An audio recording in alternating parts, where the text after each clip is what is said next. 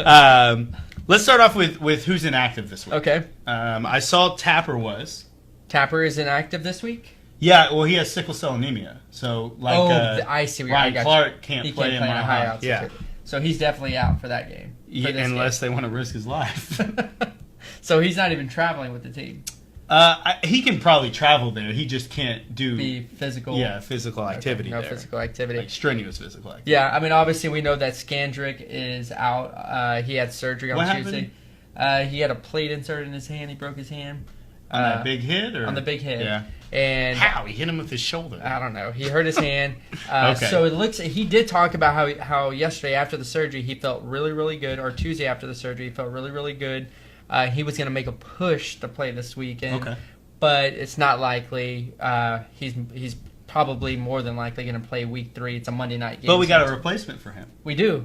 Jordan Lewis is back, full participant today in practice. Go blue. Chidobe. It's still under investigation. His name.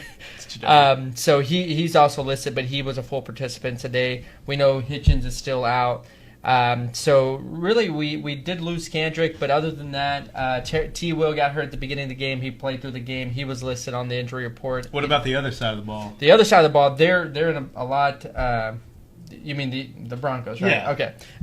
Their defensive line, Zach Kerr, he was questionable, but it looks like he's playing. Leary, our left. He's not playing. He's not probably. I wanted to get a little revenge on him for leaving. He had a concussion. He's going through protocol. He's probably not. He's definitely out with the new protocol. Yeah, and then Brendan Langley, their cornerback, is out. He's like their third or fourth string. I mean, they still have their two, Chris Harris Jr. and Aqib Talib. Yeah.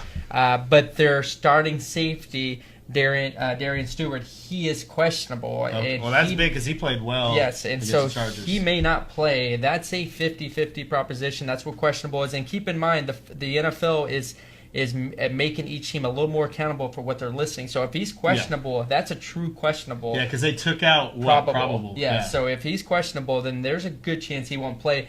That secondary is stacked, obviously at corner, but to have their starting safety gone, that's... So what is there now?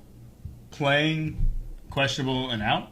Who is that? The status you can put your player at. Yes. Playing, out and questionable, and full participant. Okay. So you have some injury. I think from an injury standpoint, the Cowboys have a leg up just because the only starter outside of, obviously, Hitchens didn't play last week, but from week 1 is Skandrick, and we did get a replacement with Jordan Lewis, so he may get some playing time. When are they making the decision on Morris or McFadden?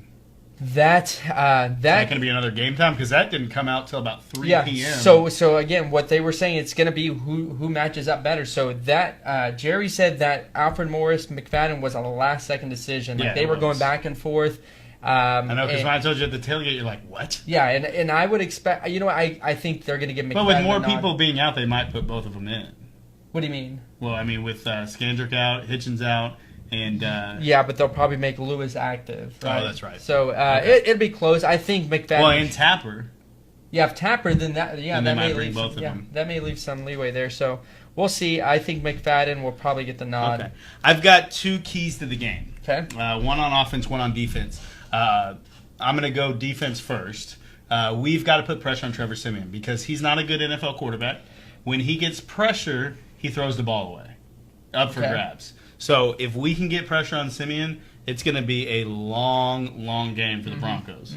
And that just starts, really with our front 4. So I hear what you're saying, but you're saying I was actually somewhat impressed with Siemian the other night. Oh, I wasn't. I guess the Chargers? No, anytime he had pressure on him, he was not good under pressure. So let's say those passes, that he does, and it's not like yes, we had a lot to pressure against Eli and that offensive line. Well, that's what I'm saying. If we don't get pressure, it's going to be tough. I'm saying if we get pressure, it's over. So you think if we do get pressure, it's over. If we don't get pressure, you could see it's up for grabs. It's up for grabs. But if we get pressure, they can't do anything. I mean, they've got a running game, which they'll be able to. Anderson, Not that we have a bad run defense, but Denver's always good at running, and Jamal Charles. Yeah. So that's their backup. And your backup's Jamal Charles. I know he's a little past his prime, but Jamal Charles is a stud. But if we can get pressure on Trevor Siemian, it's over. Yeah.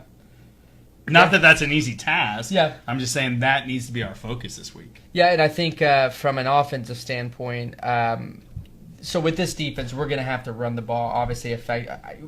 I get nervous with games like this when we have really good corners, where we're playing against really good corners. This reminds me almost of the Baltimore game from last year at home, where we weren't running the ball very well. They stacked the line. This run defense isn't as good as Baltimore's run defense, in my opinion, from last year. So I don't want us to think, well, we can run on them, and then they slow us down, then we get kind of anxious and start trying to throw the ball. Because these corners, if Janoris Jenkins couldn't start for the Broncos, both of those corners are better than Janoris Jenkins. They might have the 2 best corners in the league. They probably do. They definitely have the best tandem. Oh, for sure. And so I don't want them to overload on the run. We start panicking. We got to stick to our game plan. We have to trust our offensive line. They're going to wear these guys down. We know Zeke's going to be key in this game, obviously. I think he could easily have 120, 130 yards. This Broncos defense is a good defense, but they're susceptible to a really good running attack. And the Cowboys have one of the best, if not the best, running attack in the league. And that could show on Sunday. So stick to the game plan. And with Dak at the helm, that doesn't concern me too much, because he is very good at sticking to the game plan and letting the game come to end. Okay. Well, then I'm going to go on my offensive key to the game. And this is more about those 2 corners you were talking about, Chris Harris Jr. and Aqib Talib. That's kind of nice. The Darian Stewart's out. I forget the other safety's name, but he's good too. I mean, all 4 of those guys are good DBs. But it's good. One good thing that did come about this offseason is that Wade Phillips is no longer the defensive coordinator there, because he's the best defensive coordinator in the league. And Marinelli. Well, Marinelli doesn't have Von Miller. He doesn't have as much talent. That's true. But I'm just saying, Wade Phillips is a genius on defense. And they play this weird matchup zone with him. I don't know if they're going to play it without Wade Phillips there, but he was talking about this when they were in the Super Bowl 2 years ago, that they played a matchup zone, which is a basketball thing. You know, it's just you play man and pass them off. And these 2 corners are good enough and smart enough to play that type of defense, which we know that Dak is still a young quarterback, and just like the Giants were saying last year, all we had to do was trick him a little bit and we're all over him. If they're playing a matchup zone against Dak, he could get confused and throw some balls where he shouldn't be and maybe get them picked off. So I just really am anxious to see how they're what coverage they play, because it could get really tricky. And these corners are good enough to play man the entire game. And they're good enough athletes to do it and not get tired. So those are the 2 keys I'm going to be looking at. Our defensive line and their DBs playing against Dak, a young quarterback who's not he's not Peyton Manning cerebrally, and he's getting better. But it's a little scary to see him playing this defense this early.